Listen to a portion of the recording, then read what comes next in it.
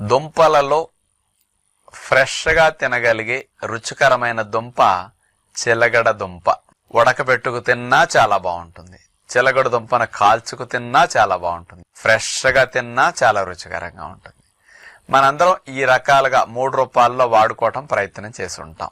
చిలగడ దుంపని ఒక కూరలాగా ఎప్పుడన్నా ఒక్కొక్కసారి రేరుగా వండుకుంటూ ఉంటారు. మరి చిలగడ దుంపని న్యాచురోపతి విధానంలో వాడుకోవటం వల్ల ఏ లాభాలు వస్తాయి? అసలు ఉప్పు లేని వంటల్లో ఆ ఉప్పు లేని చప్పదనాన్ని పోగొట్టడానికి చిలగడ దుంప ఎలా బెస్ట్గా పనికొస్తుంది ఈరోజు స్పెషల్గా మీకు చెప్పబోతున్నాను.